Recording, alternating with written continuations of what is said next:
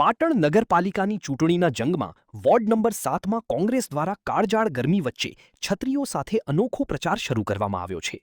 શહેર કોંગ્રેસની ટીમ અને મહિલા કાર્યકરોએ બુકડી વિસ્તારમાં ઘરે ઘરે ભરીને ભાજપ શાસનમાં ગંદા પાણીની સમસ્યા અને ભ્રષ્ટાચારને મુખ્ય મુદ્દો બનાવી કોંગ્રેસને વિજયી બનાવવા અપીલ કરી હતી। પાટણ નગરપાલિકાની આગામી 26 એપ્રિલે યોજાનારી ચૂંટણીને લઈ પ્રચાર કાર્ય વેગવંત બન્યું છે। વોર્ડ નંબર 7માં કોંગ્રેસ પક્ષ દ્વારા મતદારોને રીઝવવા માટે નવતર પ્રયોગ હાથ ધરવામાં આવ્યો છે। સવારના સમયે આકરા તડકા અને ગરમીથી બચવા માટે કોંગ્રેસના નેતાઓ અને કાર્યકરો હાથમાં છત્રીઓ લઈને પ્રચારમાં ઉતર્યા હતા।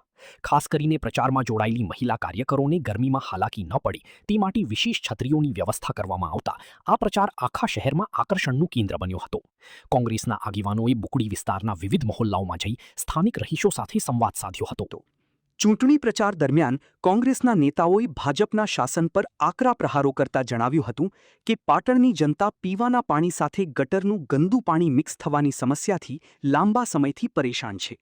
ભાજપના ચૂંટાયેલા કોર્પોરેટરોએ પ્રજાના કામોમાં રસ દાખવવાને બદલે માત્ર કમિશન અને ભ્રષ્ટાચારમાં જ ધ્યાન આપ્યો હોવાના આક્ષેપો કરવામાં આવ્યા હતા। કોંગ્રેસે પોતાના શાસનકાળ દરમિયાન અમલી બનેલા નગરપાલિકા પ્રજાને દ્વારે જેવા કાર્યક્રમોને યાદ કરી સેવાકીય શાસનનો વાયદો કર્યો હતો। આકરી ગરમીના કારણે સવારના 9 વાગ્યાથી જ તાપમાન ઊંચું રહેતું હોવાથી કાર્યકરોની સુરક્ષા માટે છત્રીનો ઉપયોગ કરી આ અનોખો છત્રી પ્રચાર હાથ ધરવામાં આવ્યો છે। ભ્રષ્ટાચાર મુક્ત વહીવટ અને પાયાની સુવિધાઓના મુદ્દે કોંગ્રેસ આ વખતે જનતા પાસે પરિવર્તન માટે મત માંગી રહી છે। દરેક ઘરે અમે જઈએ છીએ તો પ્રજાની કમ્પ્લેન છે કે ગંદુ પાણી પીવાના પાણીની સાથે મિક્સ થાય છે।